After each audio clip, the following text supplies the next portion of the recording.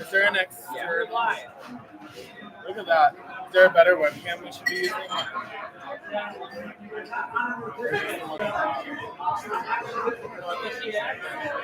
She had an external one, but I don't know.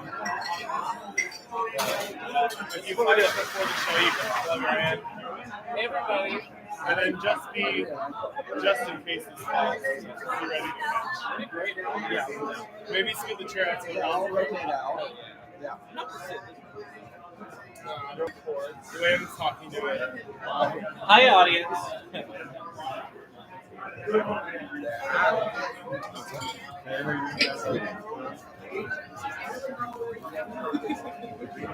Oh my God. Yeah. Hey.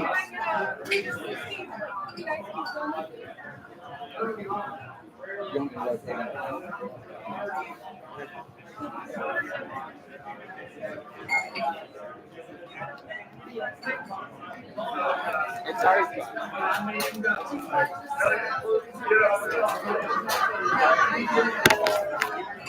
Oh, Jay. What are you doing, bud?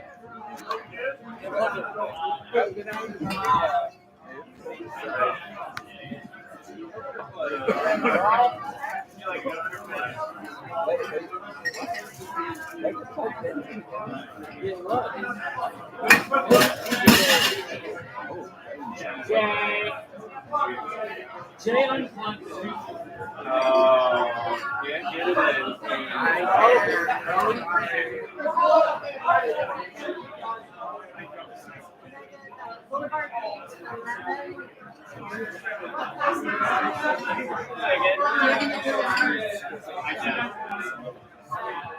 Well, I've got like Miller Lite.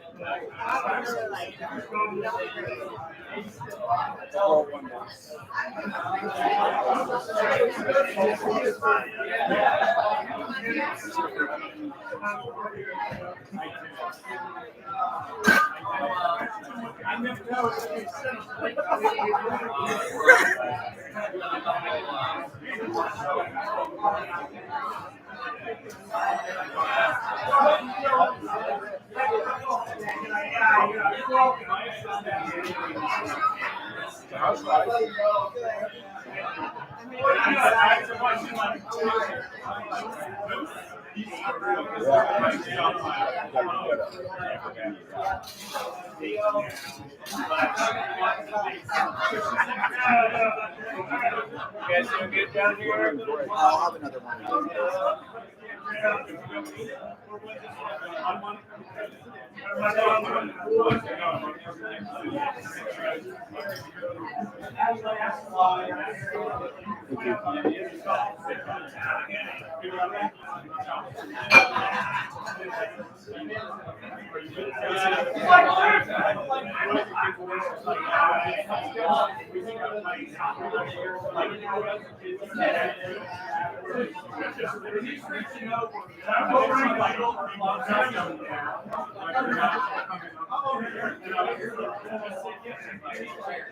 What's that?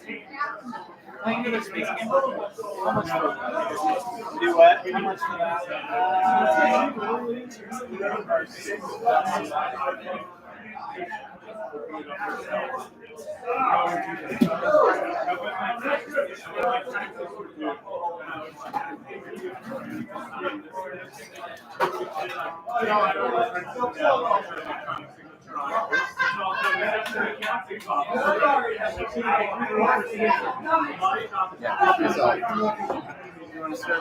Yeah, sure. How you doing? Good. How are you? Not too bad.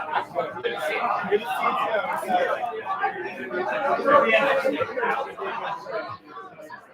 Thank you so much. We'll make it fun at least.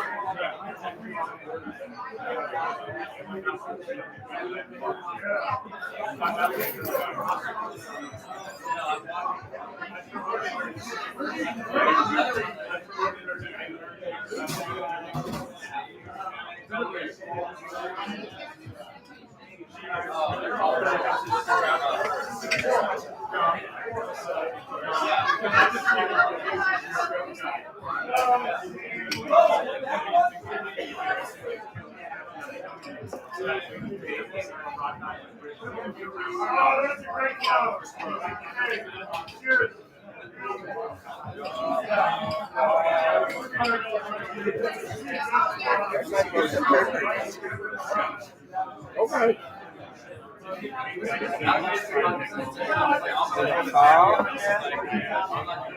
There's two people watching this.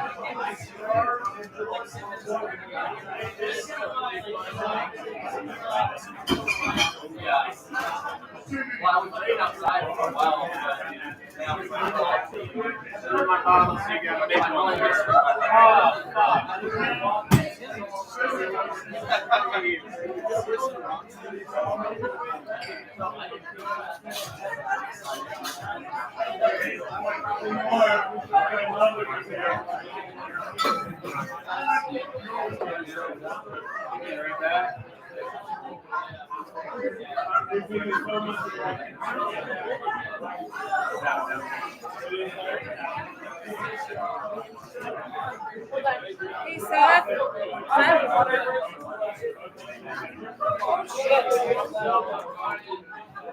Cassie, are you good? I'm good. All right, do we have I'm ready to go, girl. do we have the microphone to take through the audience? Miller Lite?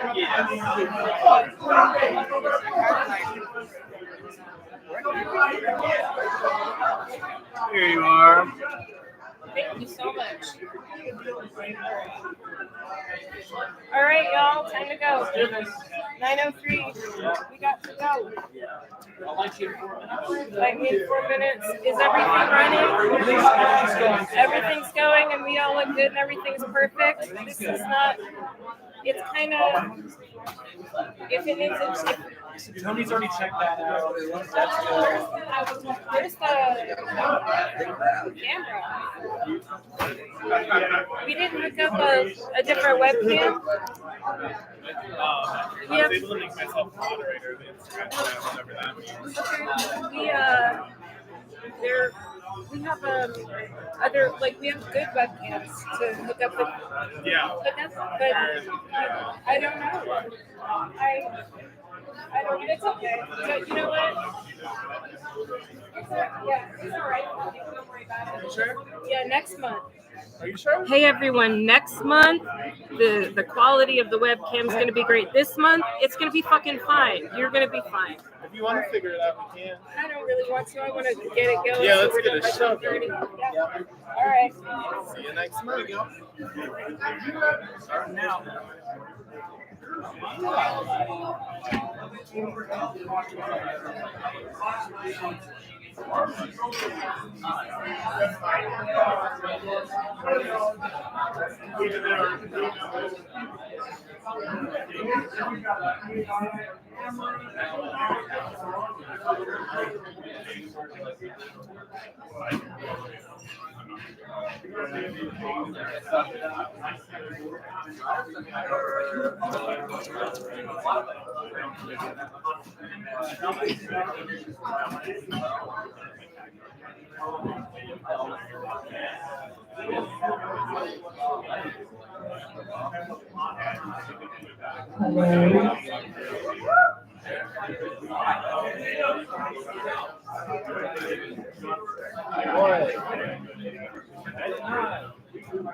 right.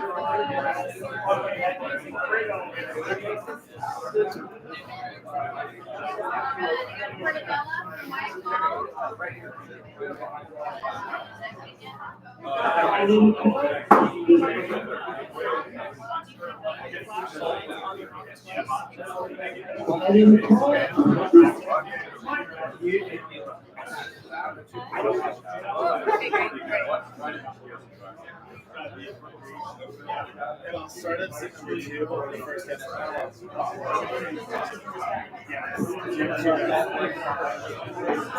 Hey, Seth. I remember I do have. Okay. We're good. All right. Can you,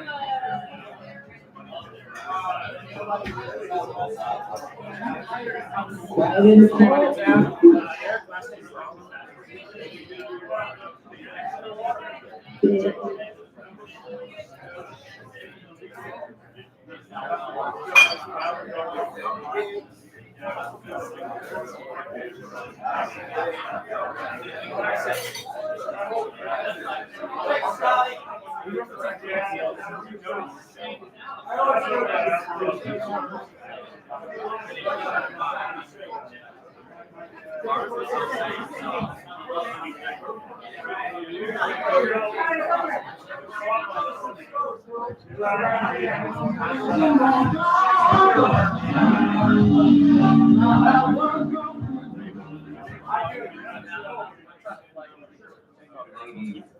and gentlemen, and everything in between.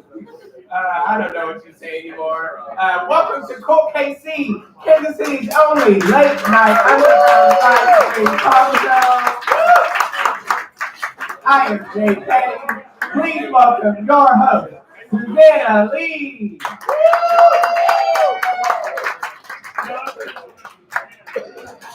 Hi, everybody. Big round of applause for yourselves for coming out tonight. Bigger than that. Bigger than that. Big round of applause. I said big round of applause for everybody from the front row all the way to the back of the boomers. Big round of applause. Hi, thanks for coming out. We have an amazing show for you guys tonight. An absolutely amazing show. In the middle. What's going on over there? Is it a work function? Yep. What do you guys think? You guys think it's a work function? Maybe the Young Republicans Club convention?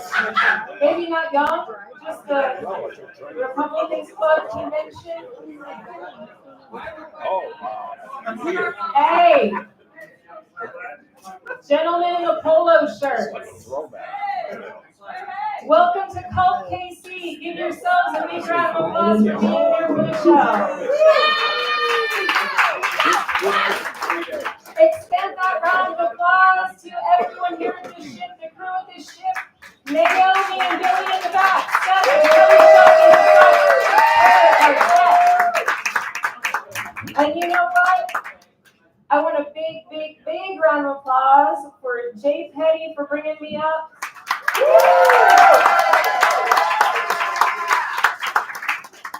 I've had a hell of a month. I don't know about you guys. I once had a yoga teacher tell me that when things get rough, you have to focus on three things. You have to focus on inspiration, purpose, and community. She said it in Sanskrit. She said Buddha Dharma Sangha. But since I haven't actually been on my yoga mat to do anything but roll joints and lay on my back for like a month, I feel like I should just say it in English. So inspiration, purpose, and community. It's been a rough month, and Cult KC, this is my community, so thank you guys for being here. We're going to talk tonight about inspiration, purpose, and what? Fucking community. Happy to have you here. Happy to have you here. Happy to be here. I'm going to go ahead and sit over here, and I'm going to bring my co-host to the stage. Please welcome up Tony Sloan. Hello.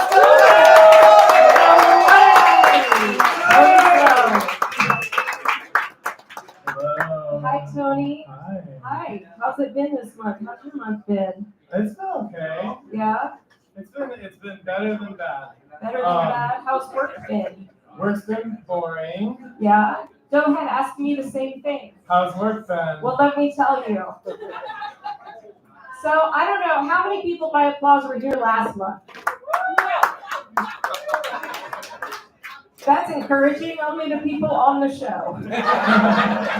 And Jack comes And up Jack, with- yes, Jack. They come every month. So last month I announced that I left my job. I left my office job because it was just fucking horrible. Anybody? Yes. Hell yeah! Clap for how shitty office jobs are. How many people in here have office jobs? You don't have to clap for it. You can just raise your hand and be sad. I think that having an office job is the worst way I have ever paid rent, and I used to suck dick for a living. So I don't know if that tells you anything, but I started teaching again. Yeah. Thank you for clapping for that, and to those of you that didn't clap, thank you even more. Being real. For being real, right? Yeah. Here's the thing, I always wanted to be a teacher, because, I kind of like kids. I have to tell you, teaching has been fucking transformative. All right, because before I was a teacher, I kind of like kids, right? And now I fucking hate them. Thank you for your chitter chatter, your giggles. I don't want to hate the kids, but they're so fucking, They're mean. they're mean. They are mean these days. They are meaner And than I was when I was a kid, and I was very mean. I know, I feel like I look like someone kids should relate to, but I had this girl say to me the other day, she looked at me and she goes, "Are you an And I'm like, I don't know what that is. She goes, a snitch. Are you a snitch? And I'm like, am I a snitch? Honey, I've been selling weed and pussy since before your parents met. Am I are you a snitch? I can't do it with the kids. I don't relate to them. They don't understand me. I don't understand them. I was a substitute teacher once. I'm sorry. I just showed Moana every day of class. And I had a kid at graduation tell me, "You were my favorite teacher." And I said I was in the music class for a month and we just watched movies. But I do think that you could relate to the kids. In some ways, we can do a class maybe. Can you teach me how to relate to the kids since you're so young and fresh, and Jay Petty's so young and fresh. Cassie Duncan, before we do this, Cassie Duncan, everybody, Cassie Duncan, big round of applause right over here. Woo! Stage managing tonight so that we end at 10:30. That's right, we're not going to make this a marathon this month. We're going to end at 10:30 so I can go home and cry myself to sleep. Like a good American. I am not that young, but I'm a good gateway Gen Z. Oh, Gateway Gen Z, that's Yeah. very neat. All right. And if you've been here in months past, I've been teaching Susanna what the kids are saying for the past 2 months. Riz. We've learned what Riz was. It's charisma. It's short for charisma. Last month, I told her about the Costco guys. If you don't know who they are, get on that side of TikTok. It's weird. I totally forgot about the Costco guys. They're scary. You should look them up. But I think we're going to go a little NC-17 this month. You know I like it. And quickly going to teach you. At first, I want to ask you, if I say the word gooning, what does that mean to you? What, gooning? Gooning, Gooning. Gooning. Any guesses? Okay, if I had to guess, gooning would be when you go on an adventure with your friends because it's the last weekend before all your families have to move because they're poor. Maybe you find some jewels and you say some nice things to One-Eyed Willie Skeleton. I do love them. Is that gooning? You're so close. It's actually. It says NC-17. I mean, Have you ever masturbated before? yes. Cool. And right before you come, when it's oh. I've never gotten that far. Okay. Next time, go to the next chapter. Read the book. There's this hypnotic state. If you ride that edge that the kids are all talking about called gooning. Gooning. But the kids use it as slang, so I have a proposition. Is anyone hearing about gooning for the first time? I actually, my merch idea, our wonderful photographer, Brett. Oh, big round of applause for Brett. Brett Fisher. Sorry, we're gonna go right back.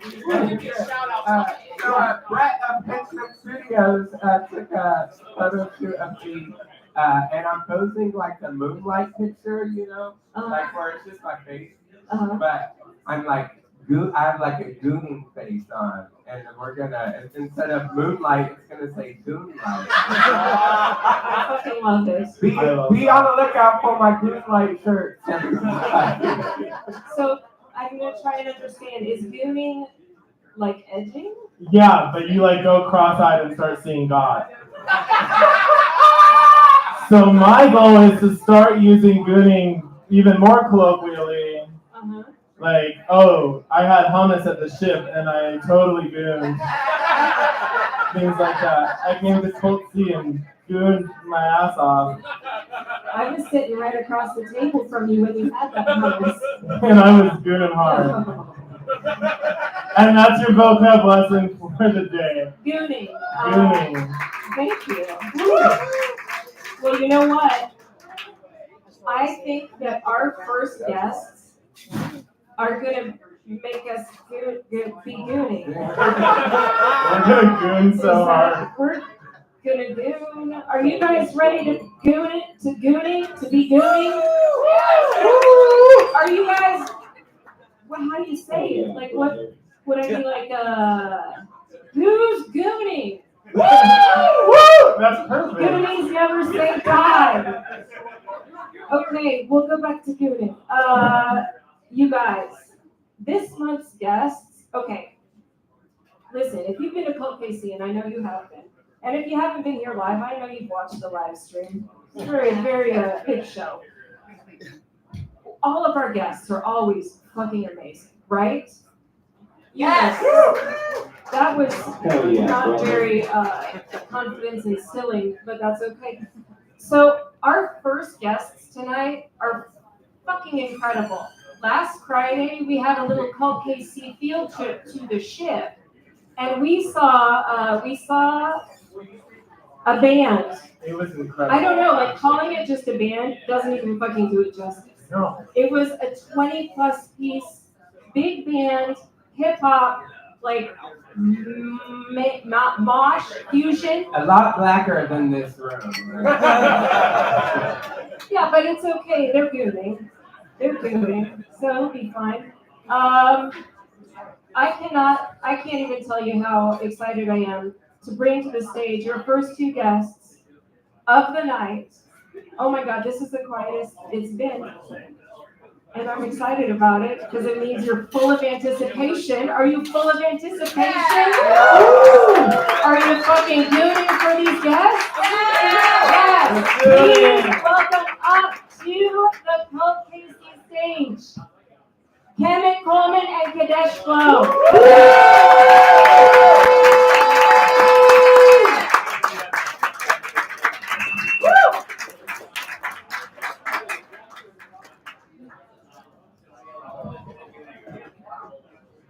What the fuck is up, y'all? What's happening? We have a lot of mics on the stage. You can literally use whatever you like. Mics. Do you like the mic you have? I haven't had any features so far. Okay, you can switch. We're okay. All right. Have the grind. So I'm so excited to have you guys on. I'm going to do this with all of our guests this month. Could you please describe in your own words who you are and what you do? I'm going first. All right, yeah, my name is Colt, can you hold on just a second? Yes, absolutely. Hey, can we keep it quiet in the Colt room, please? We are doing a live talk show. There's a middle room right there if you guys want to go talk about your stocks and bonds. I love it. All right, my name is Kemet Coleman, and I was just telling her backstage that I've narrowed down my title to like 6 words. I'm a rapping brewery owner and marketer. That's what I am. Hell That was for the first time in my life I've ever been able to narrow down that. Because I did a bunch of other shit, but I was just like, yeah, let's just narrow down to that. You So. do. I was, and I'm so sorry. This is my problem. I interrupt. I'm an interrupter. Oh, yeah. That's why I'm a terrible fucking host. Absolutely. No, I just work here. It's fine. I'm just, I have Riz, so they let me host a show. But as far as like professionalism, none of it. I'll try not to interrupt, but I do want to say that I was trying to like come up with a really good intro. So I was reading and I was like going down a rabbit hole with both of you. 2 hours. 2 hours I'm on the internet reading about you and I'm like, I can't pick anything. That's why I'm so happy that you're introduced. And now, Kadeshko, please, I'm so sorry. You really are fine, you know. I'm just out here trying to function. Hi, everybody. I am a rapper, trombonist, producer, and weeb. Wow. Yeah. It's short for weeboo. It's somebody who likes anime a lot. So, you know, okay, so adding something to the rep. Also, I need to add fundraiser for that because my moonlight is raising money for Kansas City Community Gardens to deal with food injustice and that sort of thing. So we came to see you guys in Brass and Bougie on Friday, and I know that you do a lot of collabs. Can you tell me about how you started individually, and then how you met, and how the magic happened? Yeah, like how we start individually as like musicians. Yeah. Okay, yeah. So I've been doing music pretty much my whole life. My mom forced me to play piano. Eventually I appreciated it. But yeah, since high school I've been dropping albums. It never really stopped. So, you know, pretty much self-taught. I grew up listening to my brother's records as they were like blasting them and memorizing all their explicit lyrics. And I was like, oh, that's cool. Started writing my own lyrics, and yeah, I've just been doing it ever since. So yeah, I mean, I met Kadesh, I don't know how long that was. A while ago now. Yeah, like 10 years or something. Yeah, I think it's been 10 years. Yeah, I actually started, my family is pretty musical, but everybody gives up music for sports.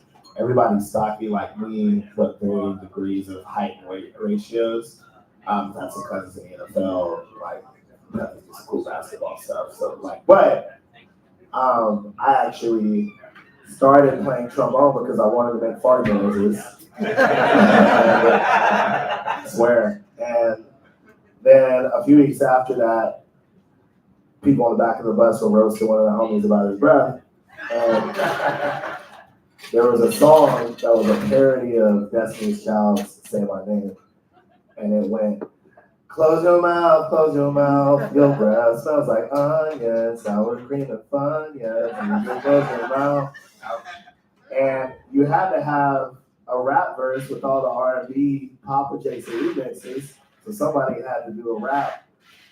And I was that somebody, you know. That's how I started. Bro, you roasted dude with the rap? Yeah, it was terrible. I don't remember all of it, but I roasted dude. That's a rap beat, man. Yeah. That's wild, bro. I feel like Drake and K-Dot need to take some notes there. I didn't apologize either, and like cold. Come on, man. It's never too late, bro. Get them up. It didn't bother my spirit. Well, you left the complex on that poor guy. So. What was your first collaboration together? Technically, the Fantastics. Yeah. I was playing Hearts of Darkness, and Kemet was trying to add a full horn section to the Fantastics when they had a saxophone player who was leading. Yeah. So I don't know how long ago that was. 2016. I think so. I think we met in person at King Reach, kind of story to see here. Yeah. He had a thing called Let the Beat Build, and it was like a DJ, instrumental, build music, rap cypher thing. I think we met in that. But yeah, I think it was 2016. It was fantastic. It was the first actual collab.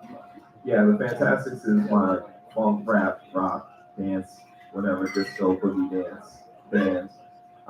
We've been around since 2011, and we played here on New Year's Eve. We've done it twice, 3 times now. So yeah, and we'll be doing it for the next 2 years actually. So catch us here.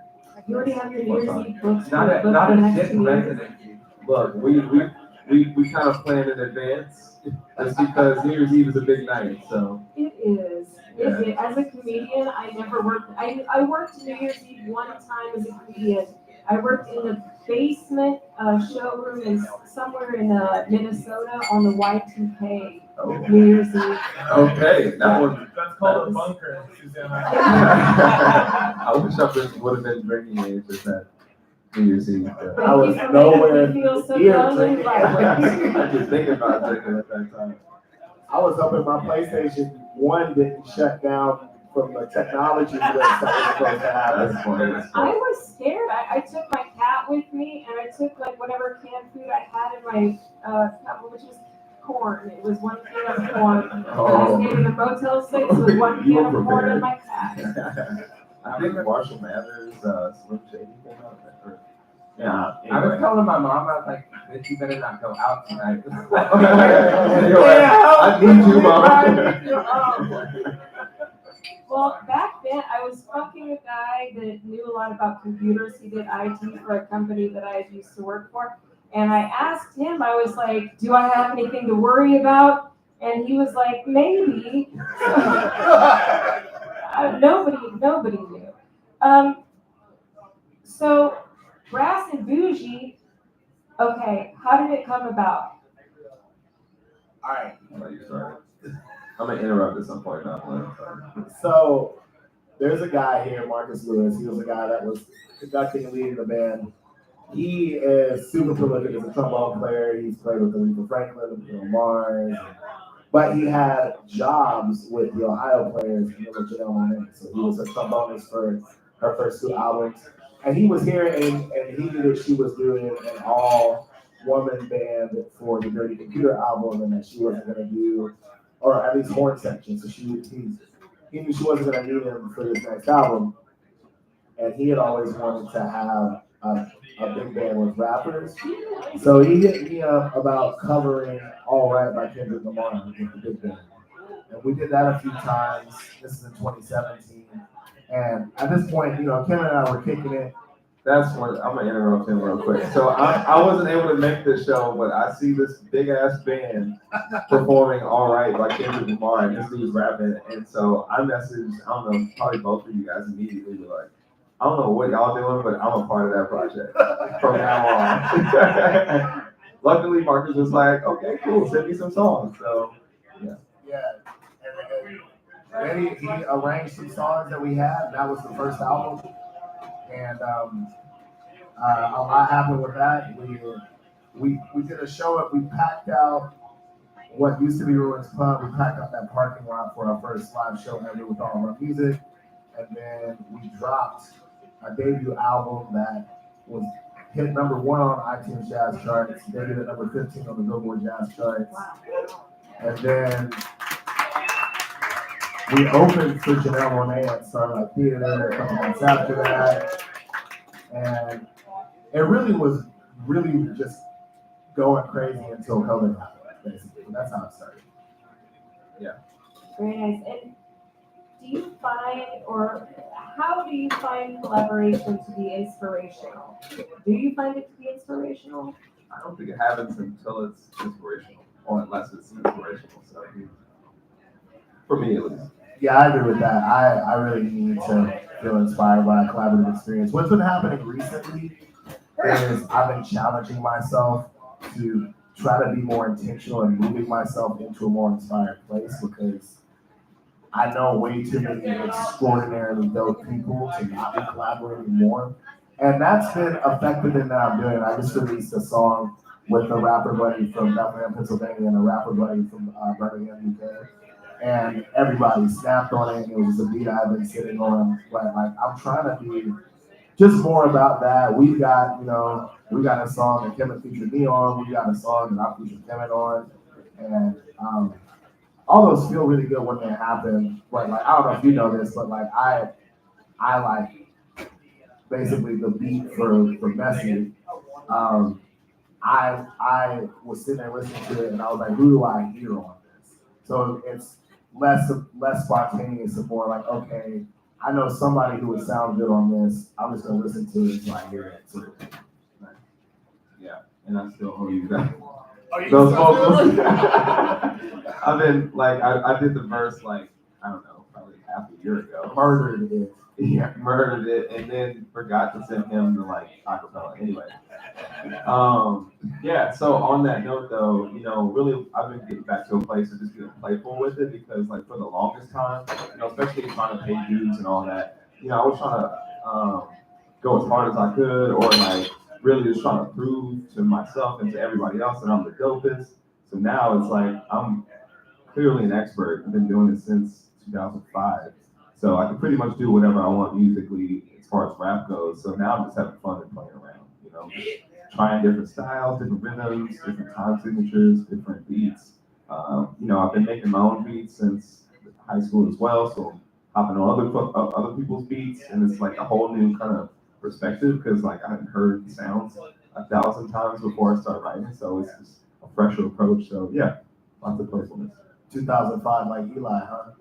2005, like Eli. The playfulness, that speaks to me. I was, with comedy, I really lost a lot of the joy of it. And then when I became less attached to doing my material and more, I guess, free with playing with the audience, I found that joy again. Yeah. Because I I had think the that, same- I'm yeah. sorry. No, you please. No, I was just gonna say I used to carry like a notebook on stage with me with every joke written out like word for word. And now like if I do that, I'll fuck up so bad. Like I have to. I don't know. I always think, I am interrupting. I'm It's a safe space to know. It's funny you up. I take a notebook on stage with me still. It doesn't actually have comedy on it. It just has affirmations. It just has "I am okay" written over and over and over in increasingly shaky handwriting. Whatever works, right?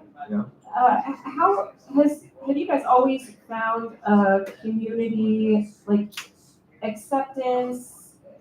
Has there ever been a struggle finding your community or feeling like you fit in? Yes. I always struggle to fit in, to be honest with you, since day one. But I'm used to it, and I appreciate it now. So, but yeah, especially like coming out in the rap scene, my music was always very different than other people's. It was kind of quirky, kind of like raw, kind of artsy. And so, yeah, I mean, there was no one else that kind of sounded like me or did what I did. And at the time, not to say anything about the hip hop scene, but, it could be a little cliquish. So, I definitely struggled to get gigs. Honestly, that's why I started putting on my own events because no one would book me. So I'm like, all It'd be right, like that. real If I talk. wasn't me, I didn't get a single booking. I started producing my own show and everyone was like, hey, you want to do my show? Yeah, totally. No, I agree. I mean, exactly like that. So, yeah, it took a while, but now I think, my resume speaks for itself. So, if the haters out there, then speak up because that's free marketing. Marketing? Why, that's a great segue. Okay. Marketing, you do marketing, I and do. you own a brewery, and like 50 other things. Missouri's only black owned brewery. Yeah.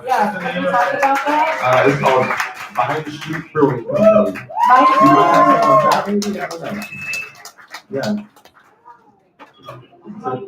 Oh, damn. Hello. It's Come on, a, DJ. we have a fancy DJ kit. This is My a very son has fancy that. show. It gets stuff done. It was $20 at Costco. My friend got it Let's for go. me, and it's hooked into something. And there's also a microphone on it. It's we're high tech Okay. here. Okay. I know you guys do a lot of like high profile gigs, but this is a new DJ kit. Look, let me say something about that. Hell So yeah, Hell yeah, brother. I saw a post that I shared that I think you shared it too. It's like, don't talk to me unless you perform for less than 5 people. And my immediate response to that is 2019, the first profitable tour I booked for myself. I performed for a 2,000 person crowd and a 4-person crowd within 5 days. Oh. We're easy up here. It's cool. try performing in front of stone faces on Zoom. Oh my God, the pandemic Zoom shows were the fucking worst. I did a play on Zoom. Oh, I was in no. a Christmas carol on Zoom. I was And the Ghost of Christmas Past came into Scrooge's Zoom call. It was really good. I was in Second City and we were doing stand up on Zoom. Yeah. It was like so weird. I hated doing stand-up on Zoom and storytelling. I did Risk. I did the Risk podcast, one of their first live Zoom shows. And my stories were already, I think this story was about like the first time I pegged a guy or something. And like, I've got no self-esteem. I basically rely on external validation just to get me out of bed in the morning. So without that, it was so nerve-wracking. I'm so happy that we're back in person, and I'm going to use that as a segue, right? How am I on time? 2 minutes. Fuck yes. All right. Look how perfect that is. I'm on my shit this month. I'm going to use that as a segue to invite you guys to perform for us, if you would. I don't know. I mean, Do we want to see it? Do we want to see them perform? That's my little crowd right there. All right. Y2K. Yeah. Raise the roof. What can we do to prepare? What do we need to do to prepare? We just gonna play like this. Yeah, We'll just this move is our on. performance area. Yeah. It's it's not at all uncomfortable to perform with other people on the stage. So you know. We put a 9-piece band on this stage, so Yeah. discomfort doesn't. Yeah, this is fine. Oh, I've done more than that. Yeah, I'm sure. All right, are you guys ready? Are you So, guys ready? Make us feel welcome. Let's go, Kevin Coleman. yeah, you guys. So Kadesh and I, we're actually gonna alternate songs. So he's gonna kick it off. I'll go after him. So on and so forth. Kelly. Hey, while we're just kind of waiting to start, can you tell us about some upcoming shows that you have? Just some upcoming shows where people can see you and all that. Sure, yeah, so we are performing at Vine Street Brewing Company on May 4th. May the 4th be with you. And because we're bringing back a concept that stopped 20 years ago called Hip Hop and Hot Wings. So we're bringing that shit back, and it's going to be a dope situation. So we'll be performing at that. You just Scheme, FK Menace. And maybe I think this is great. Oh, yeah. Yeah. Yeah, it's fine.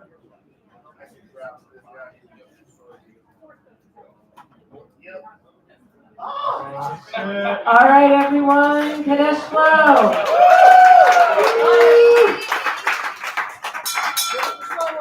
All right, so this song is called "Overcome." It's super personal.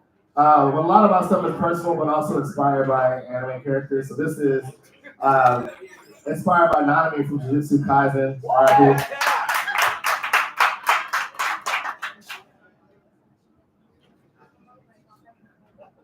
You want me to hold that?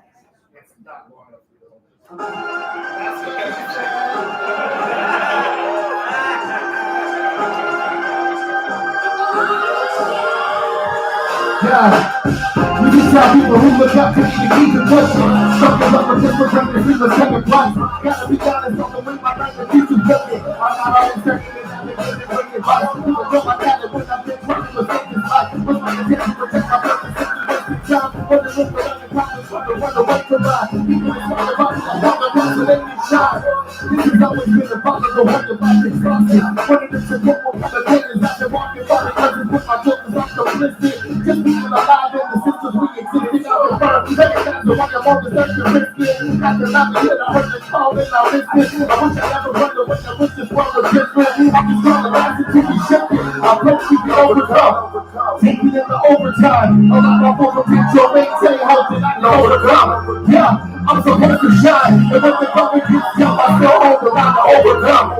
Take it in the overtime. I like my focus until they three homes and I overcome. Yeah, I'm supposed to shine. And when the government gets done, I'm supposed to overrun. With someone extra hard and hope to get the justice. Woman, like another crowd, like another justice. Meanwhile, people pick myself with one right here. They don't know how much I have to run to let me up here. Take it down, I'm to calm. I'm just doing my best. You can take the justice for anybody. You can die. Watching this, you never know how quick you can beat the dust. You can come and get the dust. You got to see the verse, once you come my vision. Looking forward, wonder how I make the wrong decision. Have to be connected. I'm a second self, that's why I'm still relentless. When I look back, so let me so comfortable, never something I thought you should put this is good, let me put it in flow. Now my teacher come and shine on the dot. Not hit the city, so it's just with no self-control. That's the way you keep me miserable. I'm praying I can overcome. Take it in the overtime. I like my full potential, maintain until I overcome. Yeah. I'm supposed to shine, and when the moment gets up, I still hold it, I overcome. Take it in the overtime, I let my full potential maintain until I can overcome. Yeah, I'm supposed to shine, and when the moment gets up, I still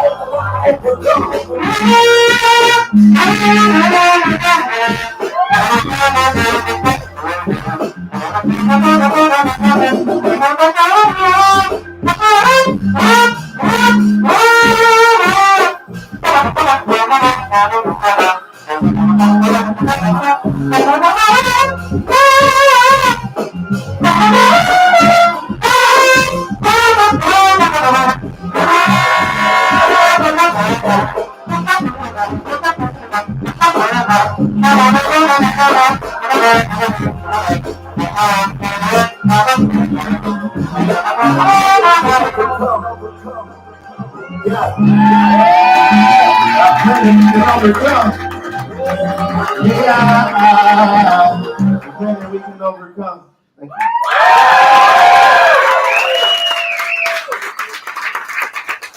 Absolutely amazing. Yeah. Man, that whole song is so raw. Lyrics, delivery, trombone, beat. Did Denver make that? Oh, I did that. You made that beat? That's silly. That's nuts. All right, so while we are session on all fours, I will be doing my first song in the set. I think it's called "Fake It Till I Make It," and I know I definitely been there. So I hope y'all appreciate that.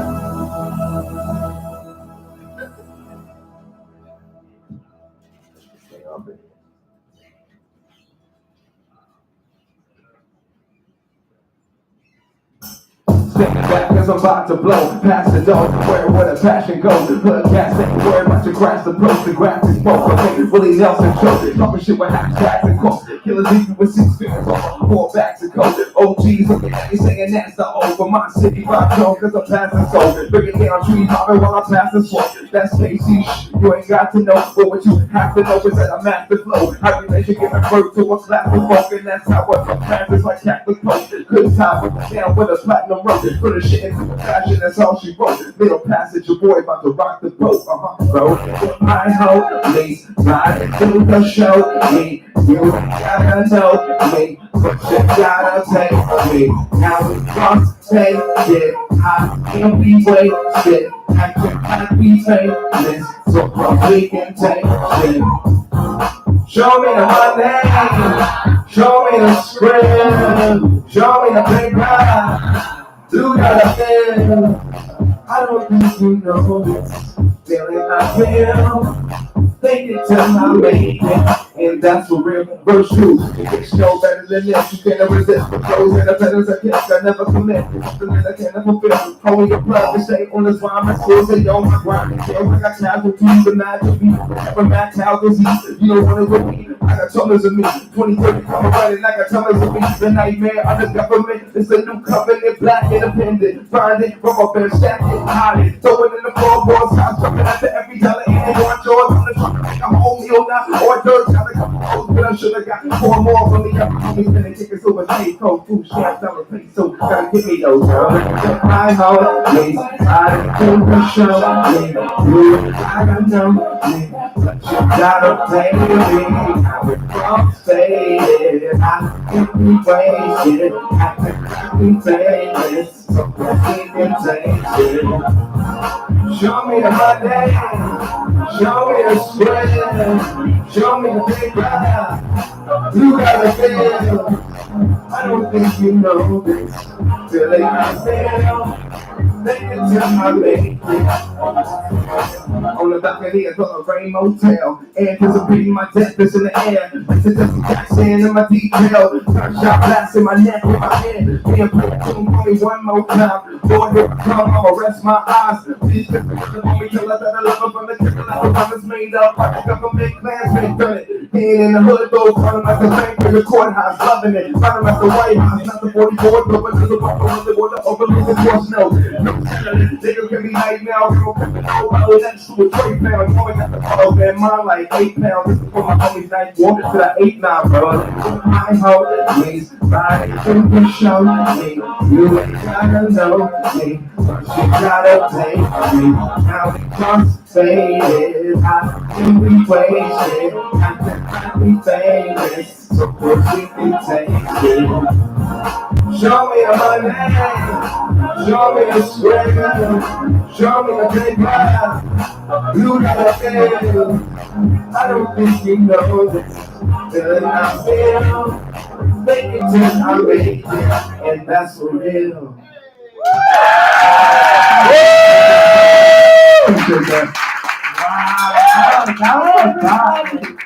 Kenneth Coleman and Kadesh Yeah. Hey, y'all been great tonight. There we go. Thank you guys very much. Oh, yeah, you got it. How many songs do you want to do? We have 5 planned. Oh, I thought you guys were just gonna do one each.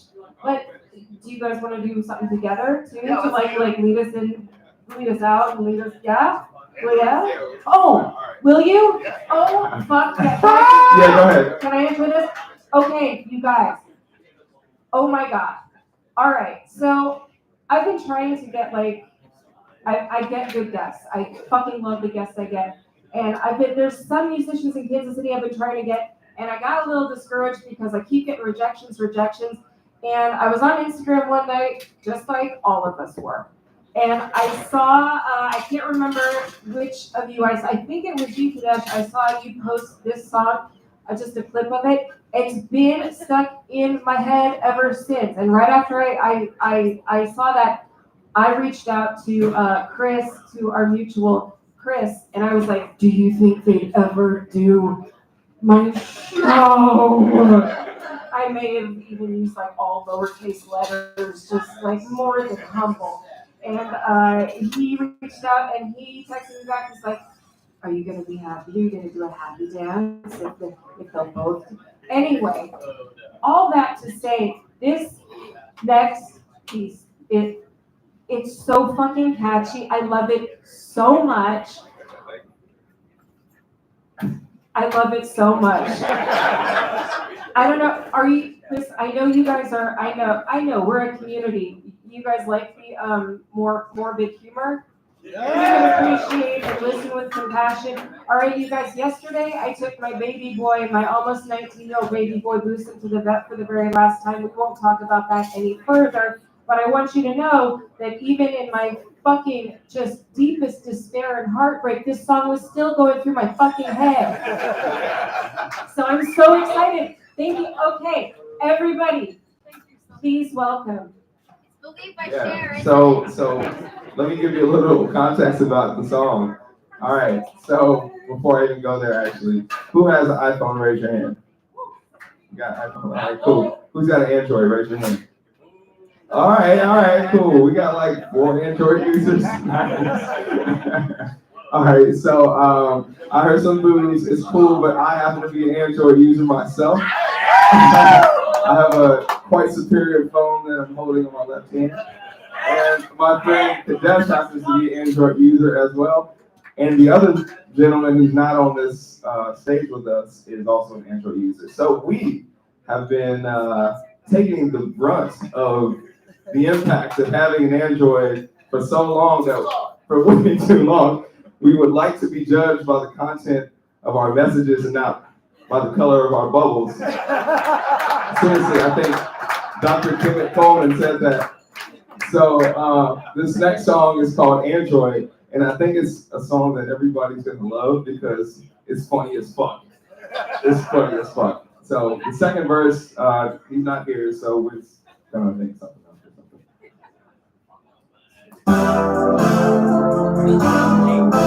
Yeah. Green bubble game. She said she liked me. But I got an Android. But I got an Android. But I got an Android. I look good. I look great. Girl, don't make this mistake. Girl, got food on my plate. I got money in my safe. Tell your homegirl that you with. That your boy is legit. I got several businesses. Ain't got no time for me to quit. I can tell you feeling this. I can tell you falling quick. I can't lie like you too, but I got something to admit. My bubble green like a spin. I got nothing to defend. And I hope that you don't trip because I don't want this to end. Hey, she think I'm sexy. But I got an Android. But I got an Android. But I got an Android. I think she like me. But I got an Android. But I got an Android. But I got an Android. She say she like me. But I got an Android. But I got an Android. But I got an Android. She wanna fix me. Cause I got an Android. Cause I got an Android. Cause I got an Android. Alright, so again, verse 2, my brother's not here. And he got really angry on his verse. He was the one that was upset. I was kind of like, hey girl, don't worry about that Android. It's cool. He was like, why you trying to crack screenplays, images, and videos and shit? So he got mad. He said something about a universal connection. He was like, what you know about a universal connection? Right. Like galaxies that came to another dimension. What you know about you? Yeah. Yeah. So he got real pissed. So he had an extra long verse. It's wrapping up pretty shortly. I drink 3,000 features. Yeah, he just like takes it over. He did that on this song. He did. Still going. Still going. Hey, can we just appreciate that beat real quick, though? Hey. Yeah. This is one of my favorite beats I made. So. She said she liked me, but I got an Android, but I got an Android, but I got an Android. She think I'm sexy, but I got an Android, but I got an Android, but I got an Android. And she said she liked me, but I got an Android, but I got an Android, but I got an Android. She wanna fix me, cause I got an Android, cause I got an Android. Android. You are thinking just better, thinking that I just better put you on up like a grade school lover better. I'm like, girl, you're clever. These things are untethered. You know that I get you still. You won't see me protect. Cause you're green, gravity never die. And your lifestyle is a brand where you green would die. So you been applying. You can see it just pop in for my head. But I don't get the plus. I'm just on the button for I'm trying to believe like my ears. So I'm just letting you tip me so my man. She say go sexy. But I got an Android. Hey, but I got an Android. But I got an Android. She wanna fix me. Hey, but I got an Android. I need y'all to hear that. Say that all the next time. Here we go. She think I'm sexy. But I got an Android. But I got an Android. But I got an Android. She wanna fix me. But I got an Android. But I got an Android. But I got an Android. Hey. Yeah, that song comes out next Friday. Not this Friday, next Friday. Android. Kadesh Flow and Kenneth Coleman. And then we'll be on Apple Music. I'm not that mean. I could have just said fuck Apple Music. Put that thing right. I'm just kidding. Yeah, thank you so much for having me. I have Cult PC t-shirts as a thank you for coming on the show. Just see Cassie on your way off the stage. Cassie, she'll get you t-shirts. Thank you so much. One more time. Holy shit. Juliana, you want to go to that show with me on May 4th? You want me to do a show with you on May 4th? Your show on May 4th? Oh, fuck yes. Yeah. Absolutely. Who's going with us? You guys are all gonna go, right? Oh, absolutely. We're all gonna go to Vine Street Brewing Company on May 4th for Hip Hop and Hot Wings. Oh, yeah. Yeah. Oh my God. What? To kick off the show? I mean, we're really gooning. We're very much, we're gooning.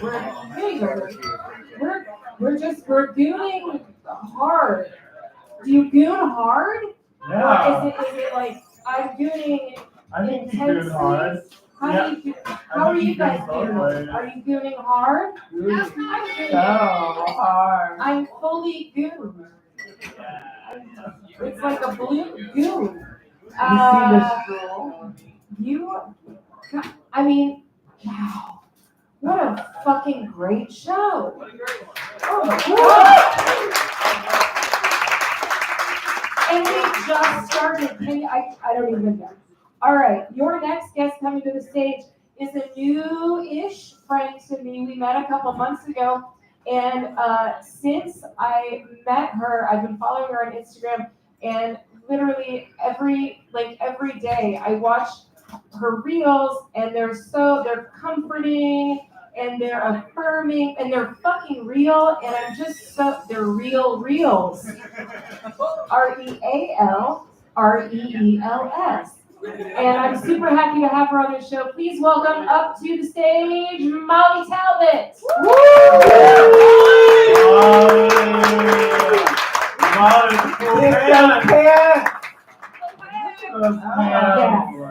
Could you just stand up and show off the fins? Wow. I like the Boulevard Take 7, which is a fine beer. Vine Street Brewing Company, better beer. But you know, Take 7 is a good, people love it. Yes. Here, choke up on that mic. Choke up on it. Choke up on the mic. Or would you like, we have a lot of mics.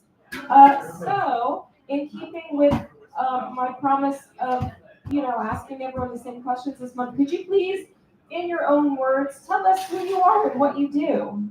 Man, I think the best description I can give is that I'm a cat. And that about thus far I've lived 7 of my 9 lives. So I've gone through a lot of shit. I am a creature of conservatism, and I've branched out of that. But I'm a social worker by trade. I did death and dying social work for a long time. Oh, very nice. Yeah, it's comforting, safe feeling. Yes. No, No. I became a massive alcoholic. Big round of applause for alcoholism at the Right? Here we go. Full set. One for each month, right? That's the best way I've heard of it. I just came up with it off the top of my head. Yeah. So I'm a social worker. I have some issues with addiction in my past, and then I went straight into evangelicalism. So, I'm telling you, I've lived 7 lives. We all call it the evangelical pipeline. It goes both ways too. It's kind of more like a spectrum. Evangelicals in the middle. It's like grief. It's like the stages of grief. They don't have to happen all, 1, 2, 3, 4, 5. It can just all sort of flow At the together. essence, it's like self-development. It's figuring out why the fuck I am the way I am. Isn't that just sort of the path, right? Isn't that what we're all doing? Just trying to figure out who the fuck we are? Right? Yeah. It's like you find different things to grasp to or hold on to that give you some definitions for that, wherever you are in life. But then sometimes that shit gets stale. Most people sit in those areas for a long time, but I tend to be like a cat, where I'm like, well, that doesn't work anymore. I'm moving on to this next thing. So I've done social work. I've done 12-step programs. I've done massive evangelicalism, and then teaching people. And then I found psychedelics. Psychedelics! And honestly, the best thing that I can say about psychedelics is that I only found them through motherhood. Like, I'm a mom of 3 sons. That's all right. I changed the Yeah. cap and then I It's switched wild, right? Like, that should be like, honestly, like, cancel growth. It's insane in this day and age. Like, trying to raise kids, you're like, hey, the planet's dying. How are you supposed to do that? That's a little depressing. Psychedelics. That's how you do that.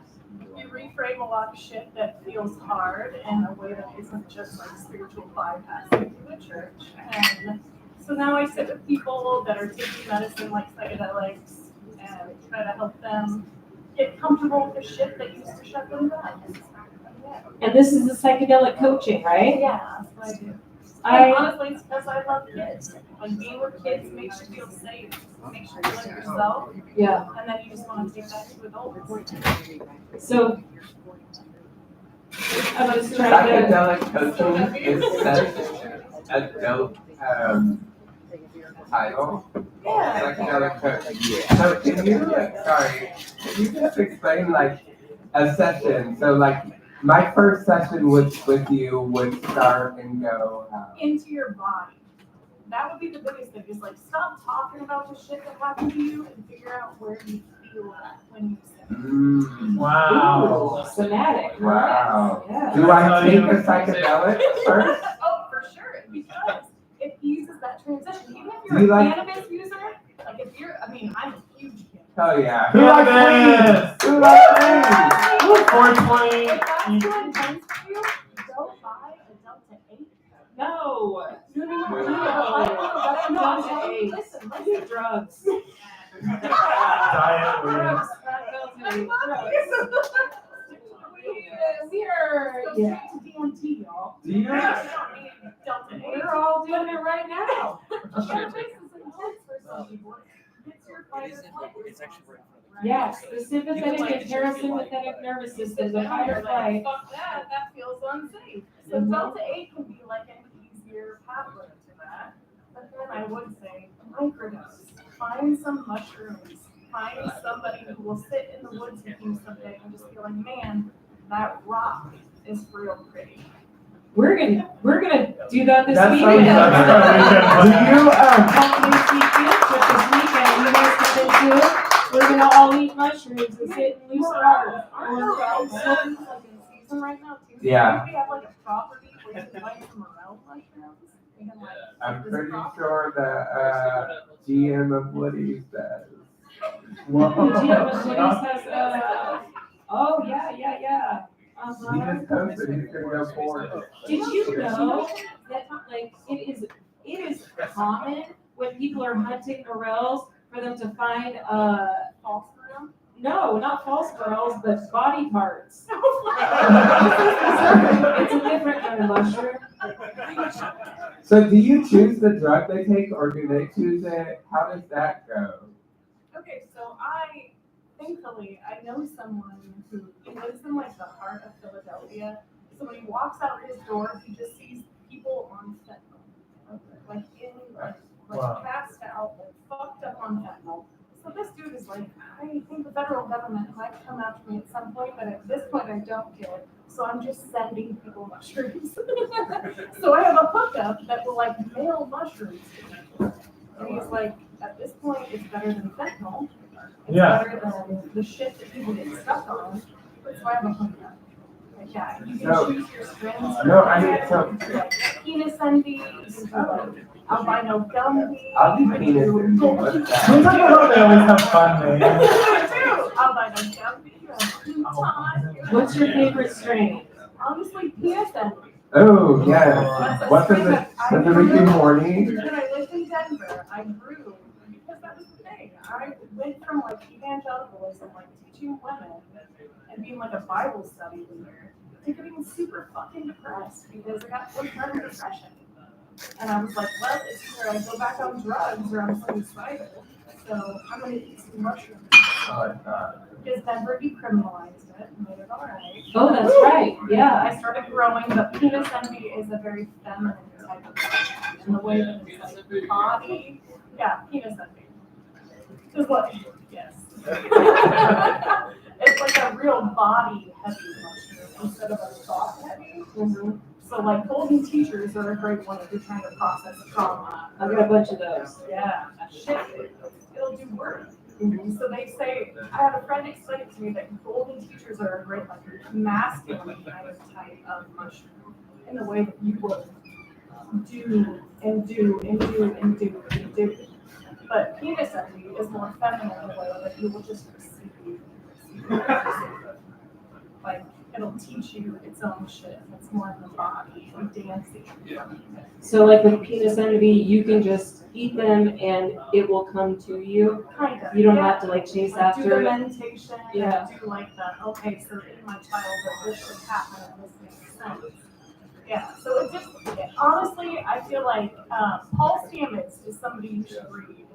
He's like the father of mythology. But then there's a book called How to Change Your Mind by a man named Michael Pollan.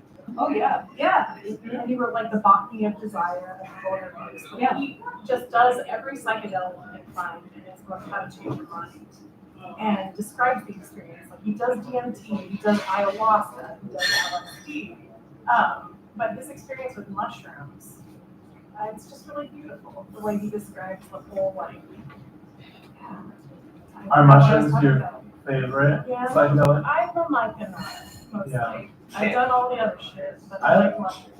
I have to share with you an experience on topic. Because I've just been going straight autistic. One time I had, you're fine. I love hearing you talk. Give it up for her so far. Wow. One time, my dad, he's a huge stoner, and he gave me a bunch of marijuana that he grew in his garden.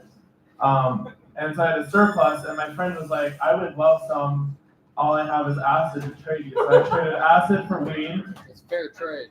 It was a fair trade because I don't do acid that often, so it was fun to have like a stock ready to go. And so I did a tab. First time I did a tab of this set of acid. Like I had done it in the past, but I don't do it all the time. I did it, hit, and then I got a text like, hey, where are you? You're supposed to be at Natalie's birthday party. So I went to this girl that I don't really know's birthday party. Her name is Natalie. She's just like a loud white girl, but she's very nice. But then my acid was hitting, and I was like, wow, this is terrifying. And then I went home and watched, binge watched episodes of Dance Moms. And their faces were insane.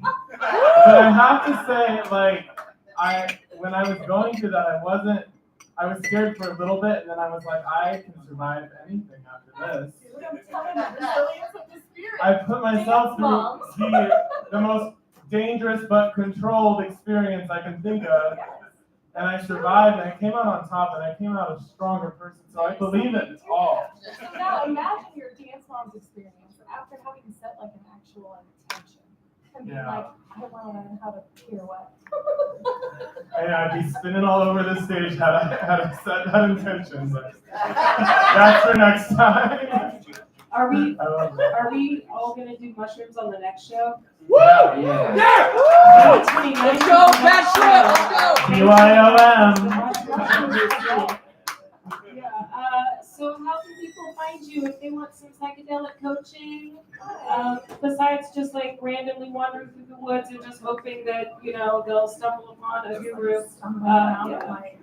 I have an Instagram account that for some reason took off in the last year, but my handle is mollified. And I really don't know what I'm doing with my life. I think my focus is mostly on my sons, and that's where I feel safest and most unmasked and authentic. But everything I do is poured out from that, and the coaching that I'm doing is that I have a TikTok that's Molly Mycelium. And every year you will find me at Dance Festopia. I have one festival in me per year. Dance Festopia? Where is that? Oh, man, that sounds awesome. Kansas. I mean, it's like shit. I've always wanted to go. I never have. Are we all gonna go together?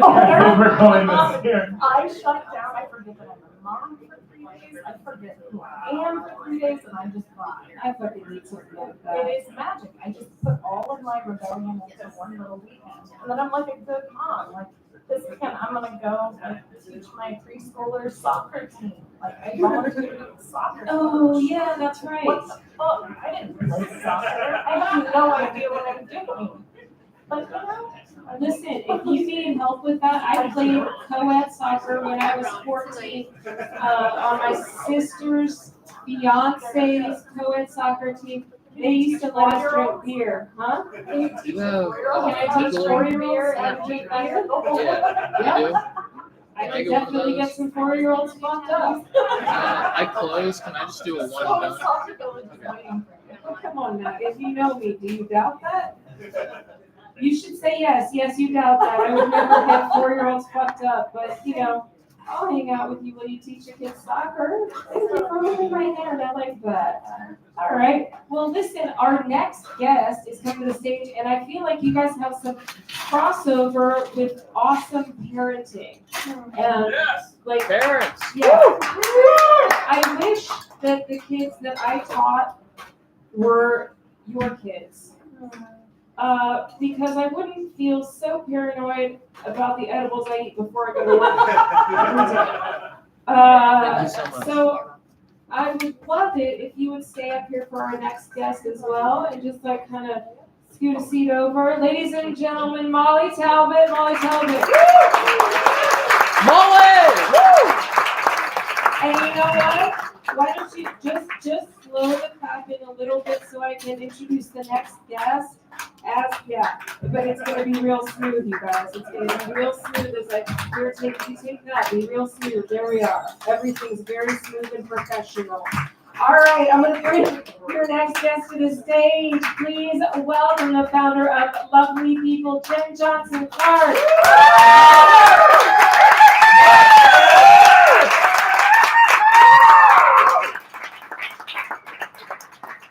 Thank you so much for being on here. There you go.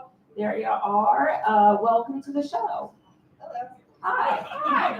And you can bring that mic, get these mics, you gotta really, you gotta get up on it. They've been washed off since COVID. So, Jen, just like everyone else, please describe in your own words who you are and what you do. Tell us about Lovely People and you. I'm Jen Johnson Clark. I guess I'm the founder of Lovely People, which is an LGBT plus group for children, specifically 10 to 15-year-olds. Yeah.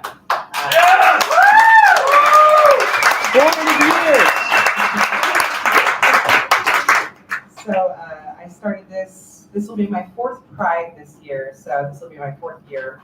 Let's go. And I started out with just doing prides, but now I do dances as well to help the kids have community and space to be unabashedly who they are. So I've got kids. I want to clap for the So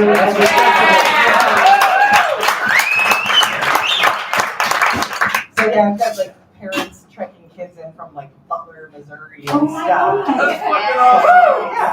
I love that. Yeah, so my prides usually run about 150 people. That's parents and children.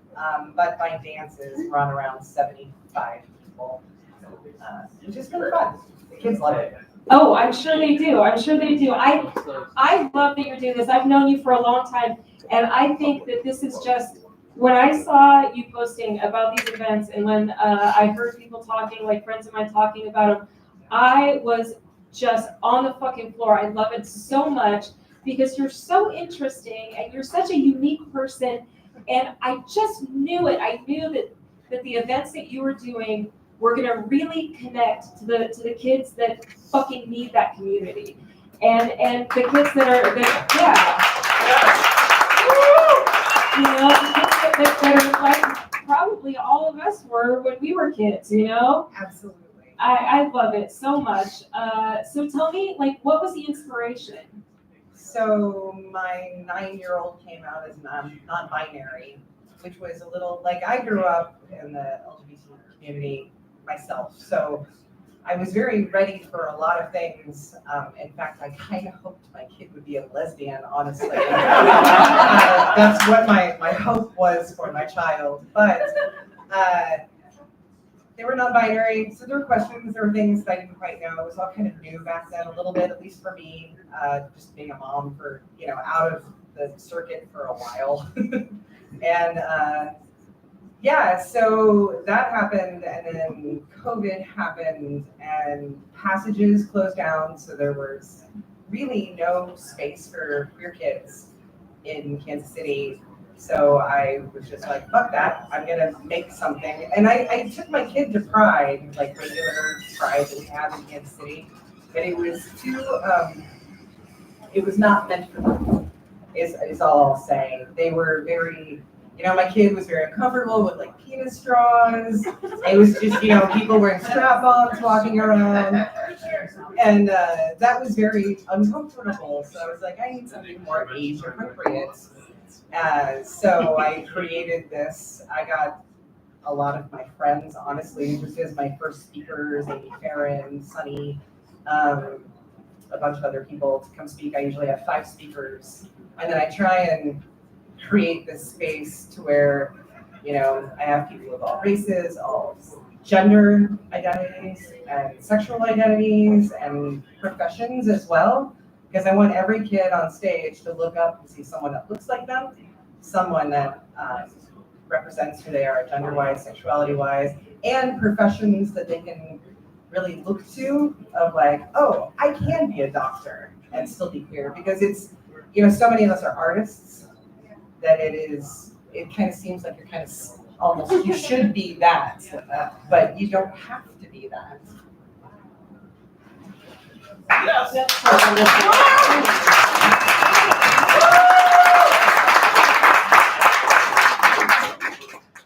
And how would you say that like creating this community has impacted you feeling purposed in life?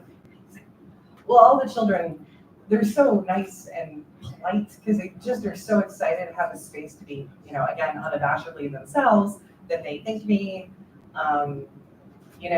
They stick around at the pride events, and it's not only for the children, it's also for the parents.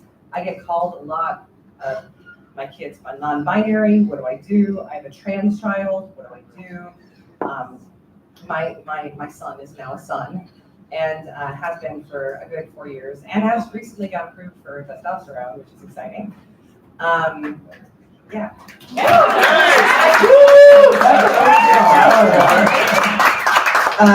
But I also put literature out for the parents specifically.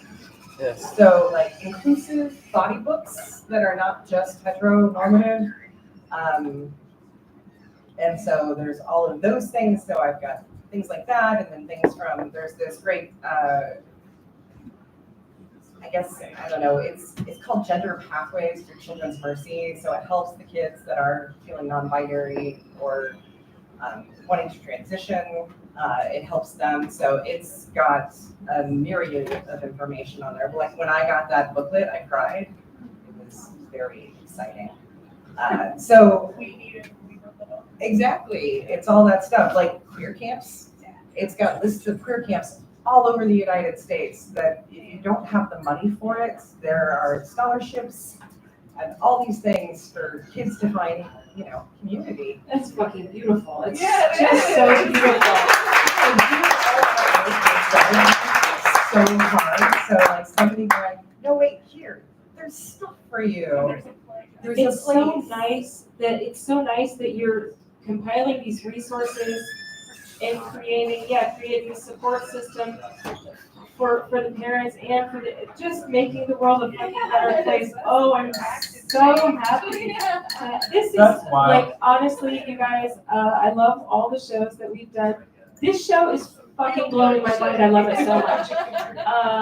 How can people help out, and how can people get involved, and how can people donate to lovely people, and should they just bring cash up to the stage right now? I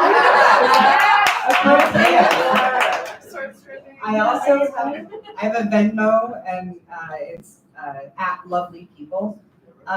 And what it pays for is, when we first started this, we didn't have to have security, but now we have to have security, which sucks. But especially because we're dealing with kids, we have to be very careful. And I have a Facebook group that's mostly parents. And then it's all grassroots. I don't advertise anything because I don't want the assholes out there to know what's happening with these children. And, you know, I also have parents that are bringing their kids' friends. And so that needs to be quite private. So I can't post photos of the shows, and all of that stuff. So the money goes to, I always, provide flags for children, buttons, stickers, temporary tattoos. Those fuckers love temporary tattoos. Even when they're like 15, that's the first thing to go is the temporary tattoos. And so it's just purchasing all that stuff. But even like, I don't, this seems like a very safe space to say this, but Kansas City Library even has like a queer group, like book club for children. Oh. And it's called the Frog Club. The Frog Club. And it's very cute. And the kids named it. And these are like 10 and under queer kids. So, anyways. My co-host needed to ask you questions, so I don't cry. No, I was just gonna say like, oh sorry, I'm cutting you off. Okay. Like I think a lot. Is anyone queer here? Besides, I was gonna say, I know the answer to this question, but I should ask it. I feel like we found out we were queer on the internet. A lot of us, and like from all kinds of resources that probably weren't. It's actually General Hospital. Yeah. Or George of the Jungle was a good one. But those resources are not, scholarly. So to have an adult show you these, like at least have them available to you is probably so huge for those kids. I have a question. Damn, sorry. Well, I was like, it's more of a statement question. I don't know. What do you think? As far as like entertainment for the kids, would that be something you'd be interested in doing? Doing like family-friendly shows, karaoke nights, stuff like that. Yeah. I would love to help collab with you on something. Okay, yeah, that's something. Right now we do 2 dances a year. One is like, I let the kids make the playlist, and goddamn it, Gangnam Style is always a fun. I don't understand why that is. Help them. It's true. That's a great song. And then I have, there's this kid named Nora Payne. She is with you, shit. Oh yeah. Sorry. Young Audiences, I believe that's what it's called. Oh, and yeah. she's an amazing, honestly, she has a band. She's great. They do a lot of covers. So she and her band, and the band changes every year, the band name. I think last time it was something Dead Rats. Anyways, but she does a great job and she plays music for the kids. And she's 15 and queer and has anyways, it's great. But yeah, I think that kids would love a karaoke night. And I just got a karaoke machine at my friend's garage sale. I think it works. It doesn't have any cords, but we'll figure it out. I actually have one. You have a cord? No, I have a karaoke. Oh, you have a full karaoke machine. Yeah. That's good. I'm going to throw mine out. Well, okay, so how can people, all right, Venmo, everyone get out your Venmos and you'll Venmo $1 million maybe each to lovely people. Do you have your Venmo? I do. I left it up there. It's right. We got a Venmo sheet, we got a Venmo and an info sheet. Maybe we send it through the crowd. Yeah. Hold it in front of the. Why don't you hold it in front of the? Yeah, hold it in front of the live stream. Oh God, I forgot to say we're live streaming, everyone. Oh. And if you're watching on Instagram, I already put the Venmo in the chat. Venmo, bitches. Scan it. There we go. Scan it. I don't know how to scan. I don't know how to do anything. They'll figure it out. Didn't even know. Gooning. Yeah. All right. Well, thank you guys so much. I'm so happy to have you on here, and I look so forward to having you both back on the show so we can keep talking about your projects because it's so exciting. It's so exciting, and you make me so fucking happy. Thank you guys so much. Everybody, Jen Johnson.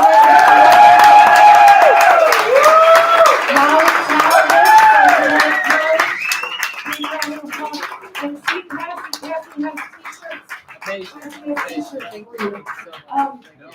All right, you guys, we have 2 more guests. Listen, we're running behind, and that's okay. Because it's been a fucking amazing We're show. doing just fine. We're doing just fine. That clock is probably 15 minutes fast. And we're right on time. We're right on time, everybody. Right on time. So I'm gonna bring your next guest up to the stage. I'm super happy to have her. Listen, you guys, your next guest is a friend of mine with whom I have had some really fucking lovely conversations, and I am excited to bring her to the stage. Are you excited to meet her? Are we? All right, welcome up, Tiki McClellan. Come on up. Have a seat. Make yourself comfortable. Hi, Tiki. Yeah, you gotta get real loud into the mic. We gotta get real. There we are. Everybody, say hi to Tiki.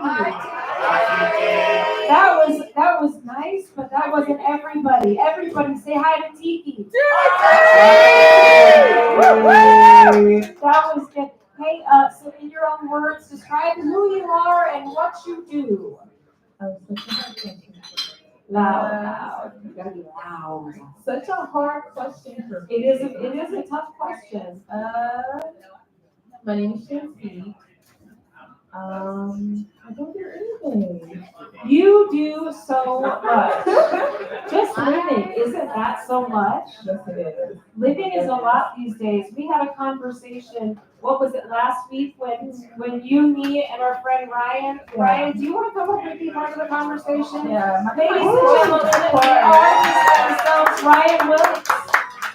Hi. So we, the 3 of us, were walking, only the 3 and not the 5. You guys were busy. We were walking and we were having a conversation, and I don't remember what it was about because we ran into the Chapel Roan concert. Okay, I was expecting her to be very excited. I didn't know who they were. I was like, Chapel who? Right, I didn't either, but their fans were amazing. So let's talk about these days. Let's talk about inspiration. What is inspiring you? What inspires you in the world these days? That is a hard question. That's a good question. What was the last thing That was inspired discussed you? before we came up here. She has not. I know, I just said we're gonna talk about inspiration, purpose, and community. So you know what? Take your pick, inspiration, purpose, or community. What do you want to talk about? Talk about purpose. Purpose. Hey, everybody, we're gonna talk about purpose. All right. Where are you finding purpose these days? Within myself, I would say, within myself, I think this year my main goal was to really focus in on me and just get to know myself a little more. I know that sounds like super corny, but I felt so disconnected. I just got trying to get interested in me, what I want it to look like, and I've been loving it. It's been hard. There's a lot of growth I've had to overcome because you're focusing on yourself. You notice things about yourself that you would like to change. When it comes to how you get things done or how things are turning out because of what you contribute, your mindset, and how things are impacting you.